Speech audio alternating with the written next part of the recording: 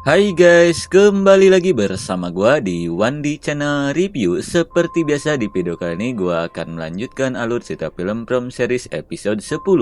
Di mana di episode yang sebelumnya kita diperlihatkan ke si Sheriff dan si Sarah yang harus diserang oleh sosok misterius. Kira-kira apa yang akan terjadi selanjutnya? Oke lah, daripada kelamaan mending kita saksikan saja alur ceritanya. Tapi jika kalian suka dengan video ini, seperti biasa silahkan ditekan tombol subscribe-nya dan aktifkan lonceng notifikasinya agar tidak ketinggalan video terbaru dari channel ini. Di episode yang ke-10 ini kita diperlihatkan ke Sheriff dan Sarah yang berhasil selamat setelah diteror sosok misterius semalaman. Melihat hari yang sudah siang, si Sheriff pun langsung mengajak Sarah untuk bergegas pergi.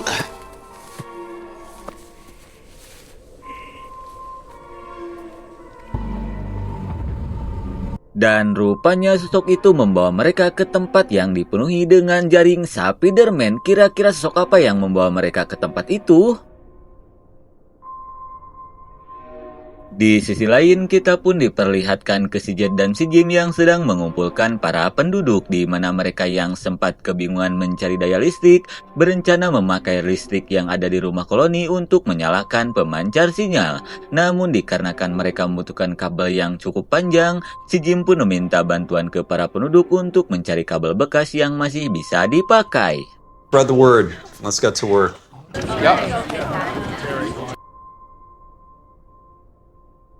Singkat waktu, kita pun diperlihatkan ke si Kenny yang datang menemui si Christy yang sedang meluting kabel-kabel di ambulannya, di mana si Kenny berharap rencananya si Jim ini berhasil agar dirinya bisa segera keluar dari kota ini dan hidup bersama dengan si Christy. Tak ingin si Kenny terlalu berharap, si Christy pun langsung memberitahukan bahwa sebenarnya dirinya sudah bertunangan. Mendengar hal itu, jelas saja si Kenny pun langsung merasakan sesek di dada setelah mengetahui si Christy sudah bertunangan. Okay. Di waktu yang bersamaan, kita pun diperlihatkan ke Sabita yang berniat meminjam balincong ke si pemilik bar bernama Asep. Namun sebelum itu, si Tabita pun merasa heran dengan si Asep yang tak membantu suaminya membuat pemancar sinyal. Kemudian si Asep pun langsung memberitahukan di mana dia yang sudah lama tinggal di kota ini sudah sering melihat orang-orang jenius seperti si Jim yang memiliki ide cerdas agar bisa keluar dari kota ini. Namun ujung-ujungnya mereka selalu gagal dan berakhir di sebuah bar.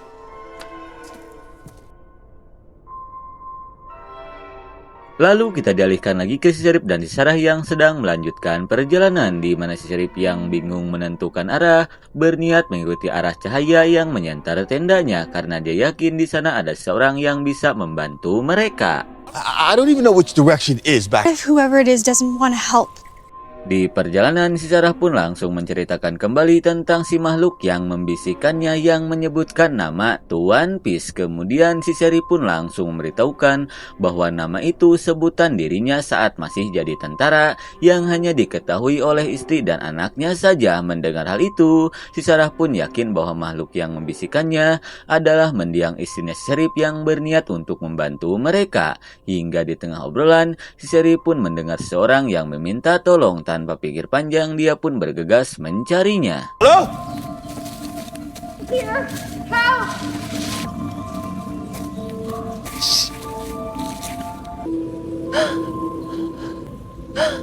Abby?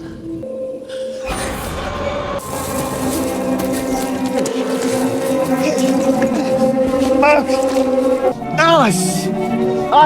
Melihat si Sheriff dikerumuni Spider-Man, si Sarah pun bergegas membantunya. Got it.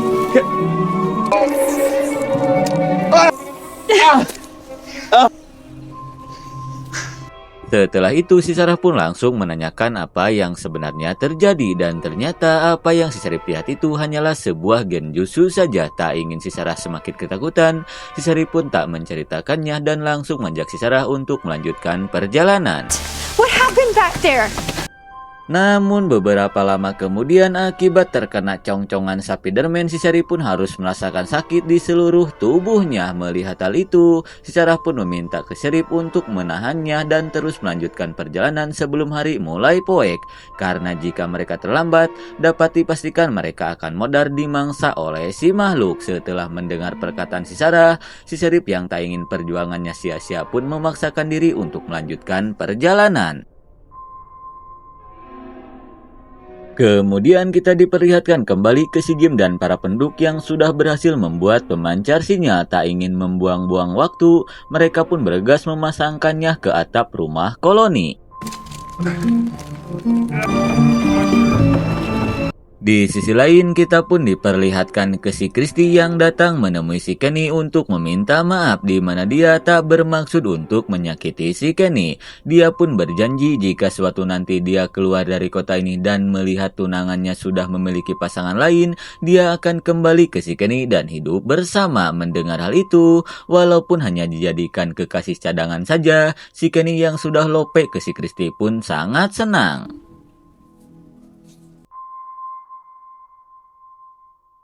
Kembali ke si Jim dan para penduduk yang sedang sibuk memasangkan pemancar sinyal ke atap rumah koloni.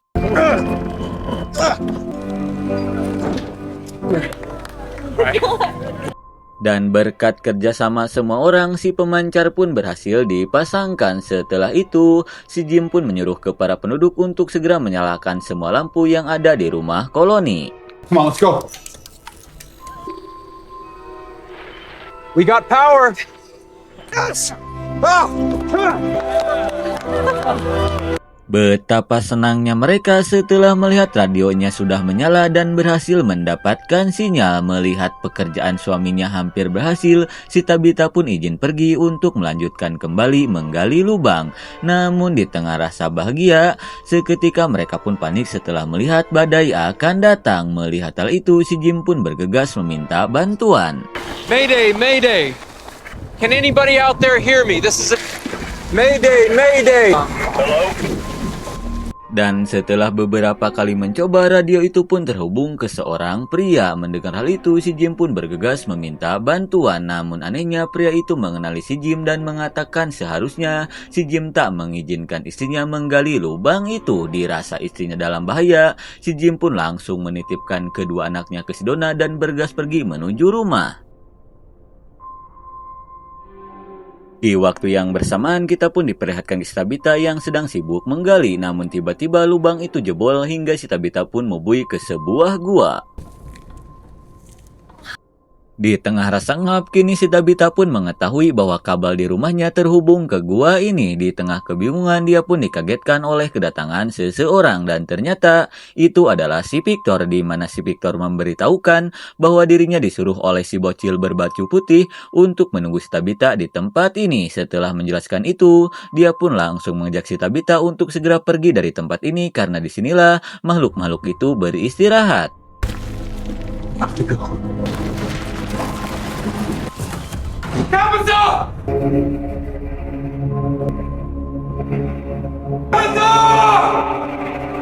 Dan betapa syoknya si Jim setelah melihat lubang yang istrinya gali sudah tertimbun leruntuhan. Kira-kira apa yang akan dilakukan oleh si Jim?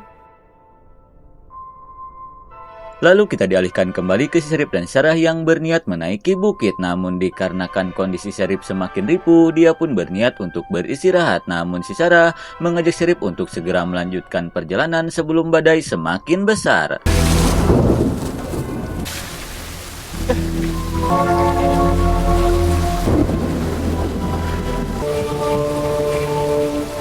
Sesampainya di atas, mereka pun melihat sebuah mercusuar di bawah bukit. Dirasa tak sanggup jika harus pergi ke sana, si Sherry pun meminta ke Sarah untuk segera pergi meninggalkan dirinya agar salah satu di antara mereka bisa selamat. Di tengah kebingungan, si Sarah pun melihat si bocil yang menyuruhnya untuk segera masuk ke sebuah lubang di pohon agar mereka bisa selamat. Tanpa pikir panjang, si Sarah pun langsung mengajak Sheriff untuk segera masuk ke lubang pohon itu.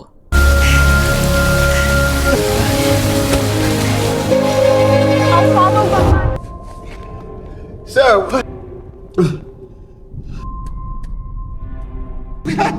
hey, am I alive?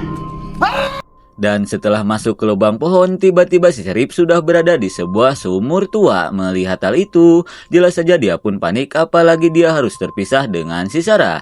Di waktu yang bersamaan, kita pun diperlihatkan ke sebuah bus jurusan Sukabumi Bogor yang baru saja tiba di restorannya Nyonya Liu. Kira-kira apa yang akan terjadi selanjutnya? Kalem karena film pun sudah berakhir. Oke lah ngap, mungkin segitu dulu saja episode terakhir dari season 1. Maaf jika ada salah kata. Terima kasih yang sudah menonton sampai akhir. Nantikan cerita kelanjutannya hanya di Wandi Channel Review. See you next and bye-bye.